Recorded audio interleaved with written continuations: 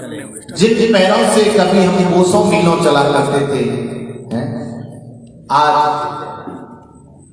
4 कदम चलने के लिए हमें सहारा लेना पड़ता है, किसी की सहायता लेनी पड़ती है।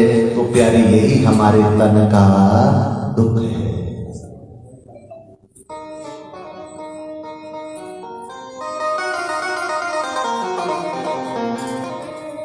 जिन भुजाओं से कई किलो भार हम अनायास उठा लिया करते थे, दूसरों की सहायता किया करते थे, आज उसी भुजा को उठाने के लिए जब हमें दूसरे की सहायता की आवश्यकता पड़ती है, तो प्यारी ये हमारे तन का दुख है।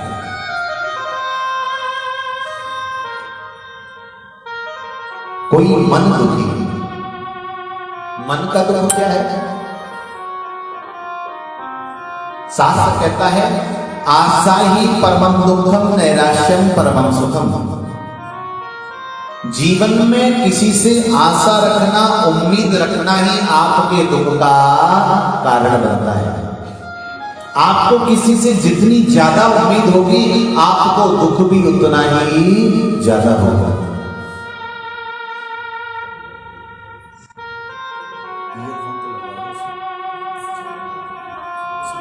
हम देखते हैं कितना स्वरूप हमारा है।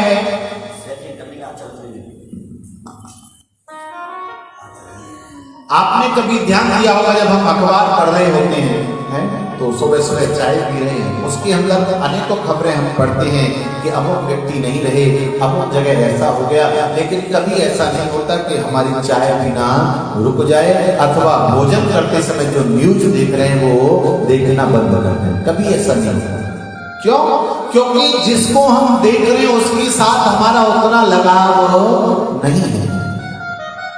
लेकिन हम जब भोजन का निवाला लेने के लिए बैठे हों और उसी समय किसी अपने का फोन आ जाए और कहा जाए कि अमुक जो हमारे मिलने वाले थे आज वो नहीं रहे, तो हमारे हाथ में वो निवाला रुक जाता है। क्यों? क्योंकि वहां हमारा अपनत्व जुड़ा हुआ है, वहां हमारा लगाव जुड़ा हुआ है, वहां हमारा अटैचमेंट है।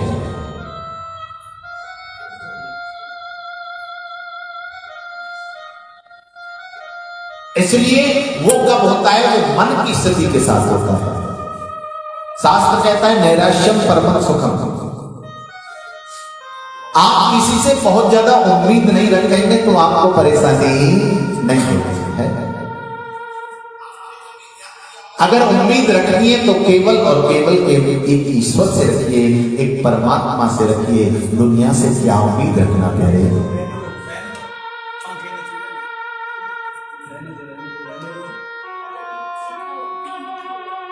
मन का दुख क्या है? मन का दुख प्यारे यह है कि पिताजी चाहते हैं कि बेटा पढ़ लिख करके लायक बन जाए, लेकिन बेटा लायक न बन करके अगर नालायक बनता है तो यह पिताजी के मन का दुख है। मैया चाहती है कि घर में आने वाली बहू संस्कारी है, रहे, सुलक्षणा रहे, जैसा मैं चाहती हूं वैसा करे। अगर बहू उसके विपरीत कार्य करती है तो ये माता जी के मन का दुख है।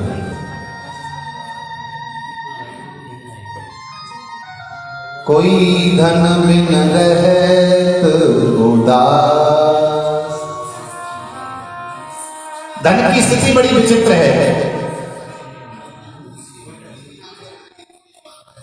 जिसके पास है वो भी दुखी और जिसके पास नहीं है वो भी दुखी। जिसके पास है वो उसके उपयोग को लेकर के, उसके उपभोग को लेकर के दुखी है, और जिसके पास नहीं है वो बेचारा रात दिन से प्राप्त करने को लेकर के दुखी है। सुबह से शाम की व्यवस्था में लगा हुआ है।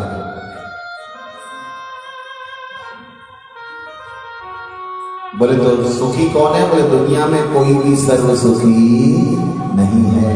हाँ, अगर थोड़ी बहुत कहीं शांति है तो जिसने भगवत शरणागति को स्वीकार किया है, जिसने भगवत चरणों में अपने आप को जोड़ा हुआ है, उसी के जीवन में थोड़ी बहुत शांति है। प्रेम से कहिए राधे। दोनों हाथ उठा के कहिए राधे। हाँ, माना कि ठंडा है लेकिन उतनी भी नहीं है कि हाथ में उठाए जा सके।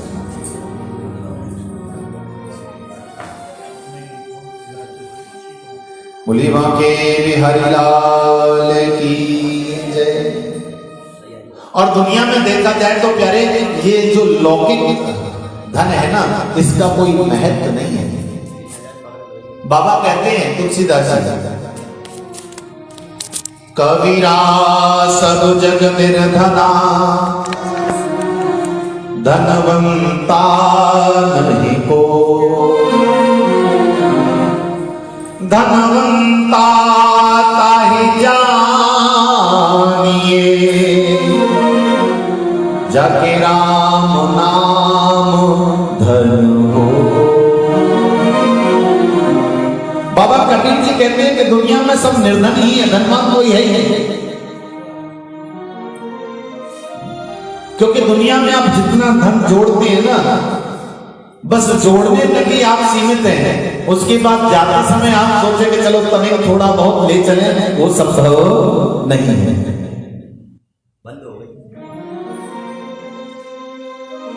इसलिए कहा गया है, धनवंता ताहि जानिए, जाके राम नाम धन होए।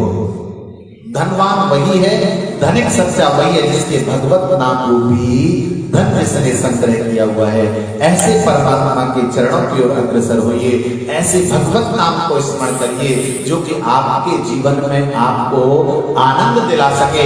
यहाँ का बैंक बैलेंस होना जितना जरूरी है, उतना ही जरूरी वहां का बैंक बैलेंस होना भी आवश्यक है। उसको भी जोड़िए, इसे भी जोड़िए, ये यहां काम आएगा और वो वहां काम आएगा। प्रेम से कहिए राधे।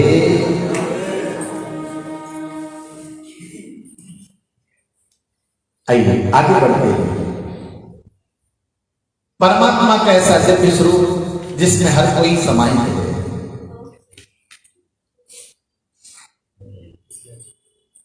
तीन क्रियाएं, उत्पत्ति, पालन और स्थिति।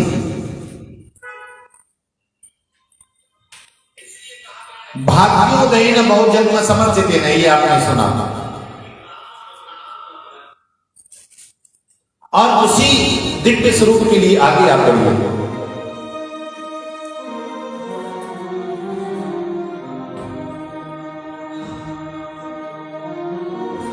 ऐसे परमात्मा के दिव्य स्वरूप का हमने आनंद लिया है। आइए आगे बढ़ते हैं। आगे कहा गया, श्रेयसां यद् भवेत् श्रेय पावनानां च पावनम्, कृष्णप्राप्तिकरं शाश्वत साधनं तद्वदाधुना।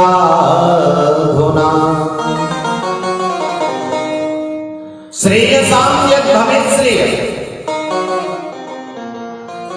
पावनानां च पावनम्, जो श्रेष्ठ को भी श्रेष्ठ करने वाला है, पवित्र को भी और पवित्र करने वाला है। कौन?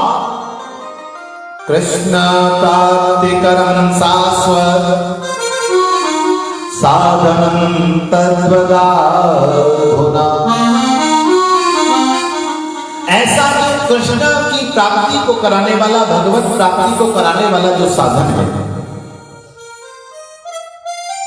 उसको आप प्राप्त करिए। वो आपके जीवन में महत्व रख रहा है। ये कब होगा? उस साधन की प्राप्ति के लिए पहले आपको कुछ और करना चाहिए। क्या? जैसे कि जीवन में आप लाभ चाहते हैं, तो पहले आपको लाभ का उल्टा करना पड़ेगा। लाभ का उल्टा क्या होगा? भला। हाँ, अगर आपको जीवन में लाभ चाहिए तो क्या करना होगा? भला। कर भला तो हाँ। और जीवन में आप चाहते हैं कि प्रभु की दया हमारे ऊपर बनी रहे, तो दया का भी उल्टा आपको करना पड़ेगा। दया का उल्टा क्या होगा? याद। आप ईश्वर को याद करिए, उसकी दया हाँ अपने आप आएगी। लाभ पलट कर हो भला, दया पलट कर याद, जो समझे सिद्धांत यह कभी न हो बर्बाद। जीवन का सिद्धांत बना लीजिए। अगर आप जीवन में लाभ चाहते हैं तो भला करिए। जितना आप भला करेंगे आपको ही उतना लाभ प्राप्त होगा। और ईश्वर को हमेशा याद करिए, क्योंकि उसको याद करने में, उसको भजने में जो आनंद है वो दुनिया में नहीं है। उसको भाव के साथ, तन्मयता के साथ, अंतर मन के साथ जब हम भजते हैं तो उसकी कृपा, उसकी करुणा हमारे जीवन में बरसती है।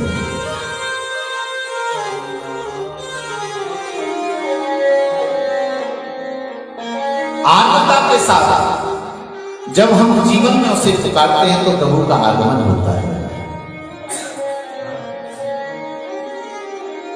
प्रभु के स्वभाव में आर्द्रता है तभी वह भगवान है। अगर उनके अंदर से करुणा निकल जाए, आर्द्रता निकल जाए तो भगवान का स्वरूप बदल जाएगा। माँ के अंदर करुणा है, ममता है, तभी तो माँ का स्वरूप है। अगर ममता को, आप करुणा को, आर्द्रता को निकाल दीजिए तो माँ का महत्व समाप्त हो जाएगा। तो करुणामय भाव के साथ जब ईश्वर को हम पुकारते हैं, करुणामय भाव के साथ जब हम परमात्मा को भजते हैं तो वह आनंद, वह अनुभूति हमें एक अलग ही सुख देती है, एक हमें अलग ही अंतर्मन को प्रफुल्लित करती है, प्रसन्न करती है। ऐसे उस परमात्मा के चरणों की ओर आइए हम आगे बढ़ते हैं एक भगवत नाम के संकीर्तन के साथ। मेरा आपकी कृपा से सब काम हो रहा, मेरा आपकी कृपा से सब काम हो रहा है। मेरा आपकी कृपा से सब काम हो रहा है। मेरा आपकी कृपा से सब काम हो रहा है। मेरा आपकी कृपा से सब काम हो रहा है। करते हो कन्हैया, करते हो तुम कन्हैया, मेरा नाम हो रहा है। मेरा आपकी कृपा से सब काम हो रहा है। मेरा आपकी कृपा से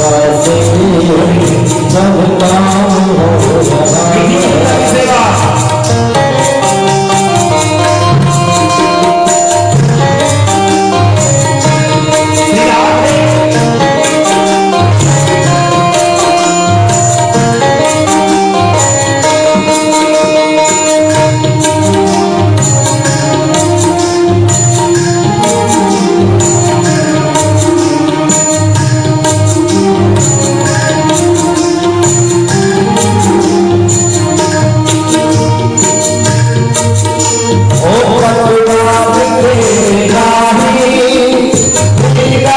है।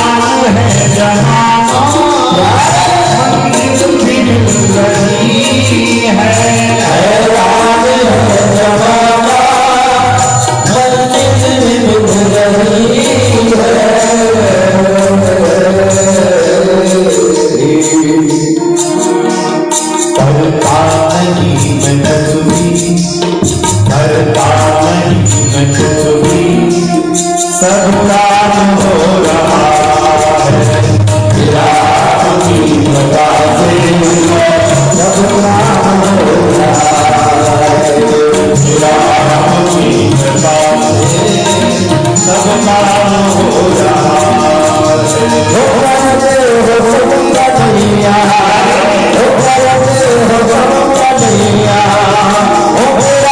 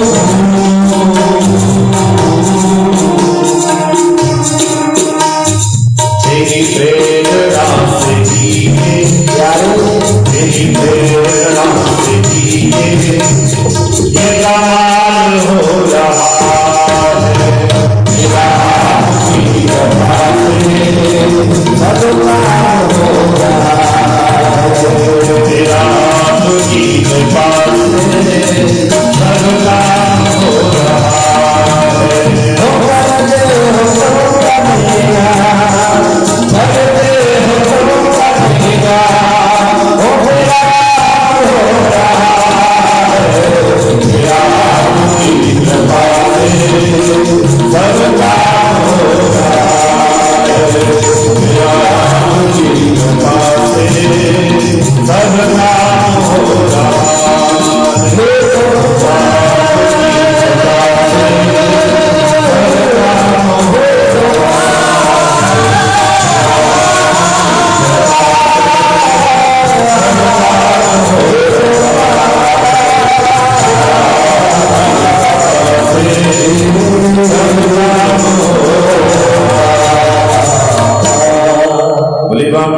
बिहारी लाल की जय हो अलबेली सरकार की जय हो जय जय श्री राम। आइए बंधु पावन कथा कथन में आगे बढ़ते हैं।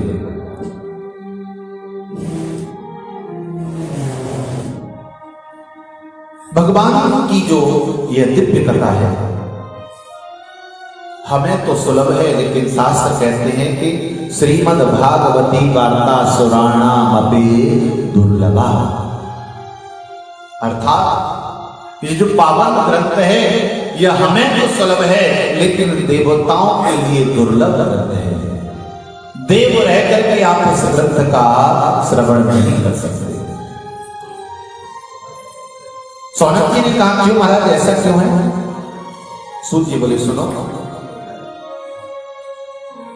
परीक्षिते कथावक्तुं सभायां संस्थिते सुखे सुधाकुम्भं गृहीत्वैव देवास्तत्र समागमः। परीक्षित कथा वक्तुम, जिस समय महाराज परीक्षित सुखदेव जी के सन्मुख कथा श्रवण करने के लिए बैठे उसी समय देवता कथा में पधारे। सुखदेव जी को बड़ा अच्छा लगा, ये तो बहुत अच्छी बात है कि देवता भी आकर के कथा में बैठे। व्यासपीठ पर विराजमान सुखदेव जी ने आसन दिया, विराजे। देवता बैठे लेकिन साथ में क्या लाए? सुधा कुंभम गृहीत्वैव, अमृत कलश लेकर के। सुखदेव जी को वो भी अच्छा लगा, क्योंकि कथा जैसी जगह पर जा रहे हैं तो खाली हाथ नहीं जाए, और खाली हाथ देवता भी नहीं आए। और जो व्यक्ति जहां रहता है, जिस तरह के माहौल में रहता है, वह ऐसी ही सामग्री वस्तु भेंट के लिए लेकर के जाता है।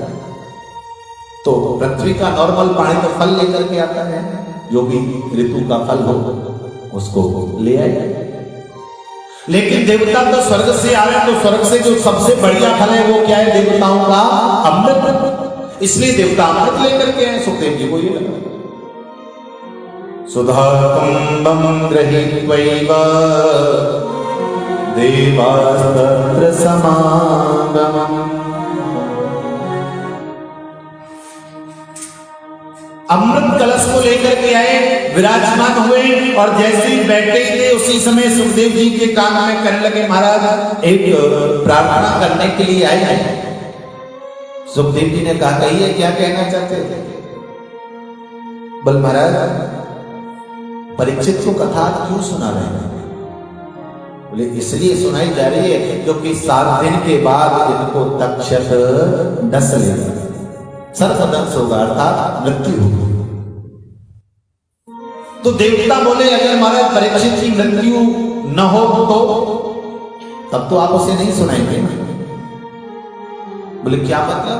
बोले महाराज मतलब हमारा सिर्फ इतना है कि हम जो अमृत लेकर के आए हैं,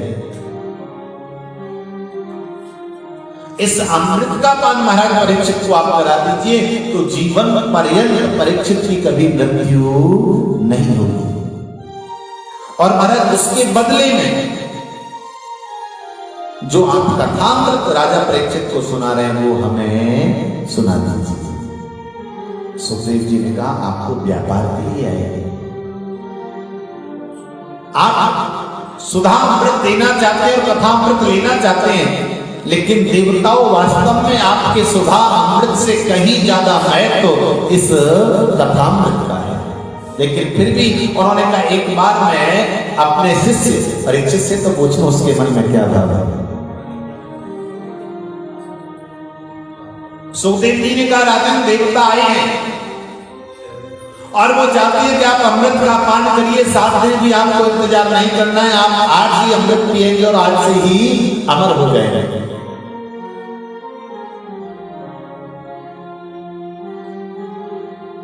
परीक्षित ने कहा महाराज आप पहले दोनों के बारे में मुझे बताइए।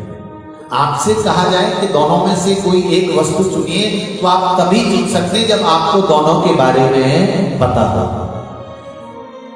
तो सुखदेव जी ने कहा इसमें क्या जानना है? क्व सुधा क्व कथा लोके क्व कांच क्व मणिर्मा। अरे राजा इसमें तो बहुत बड़ा अंतर है।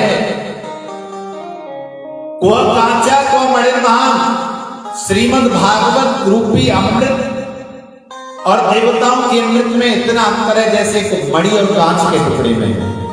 मणि श्रीमद् भागवत स्वरूप है और जो देवताओं का अमृत है वो कांच के टुकड़े जैसा है कि अगर सूरज की रोशनी पड़ेगी तो ही चमकेगा, अंधेरे में नहीं चमकेगा।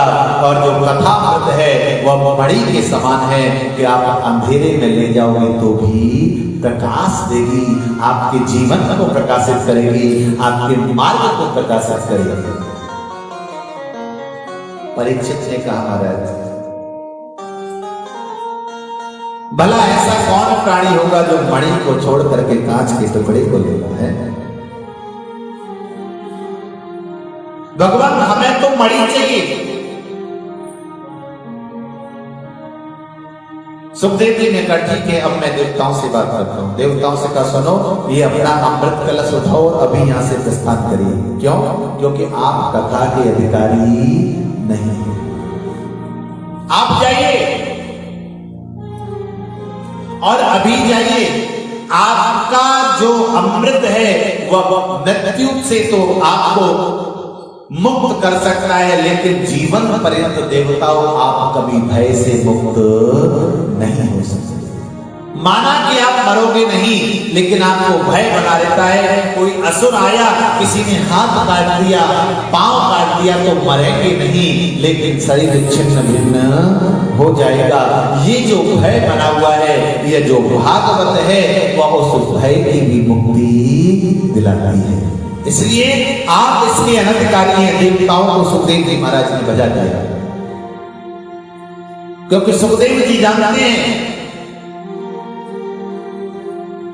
रावण आवत सुने सको देवन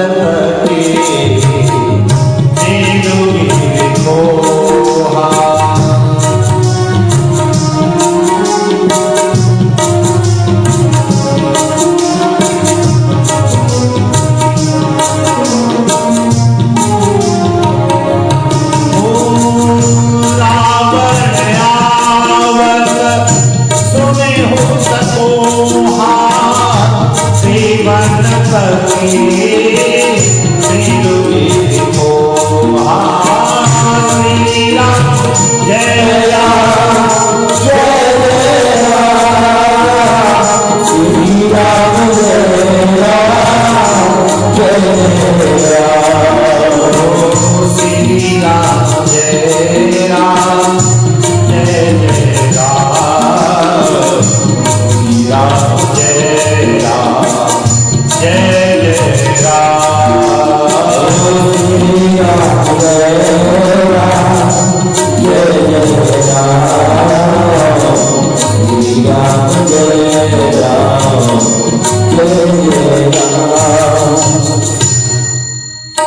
सुखदेव जी कहते हैं कि आप कभी निर्भय नहीं होते। जब जब राक्षस बलशाली स्वर्ग पर आक्रमण करते हैं तब तब रावण आदि के वैसे आप स्वर्ग को छोड़ करके कंदराओं में गुफाओं में चले जाते हैं। इसलिए आप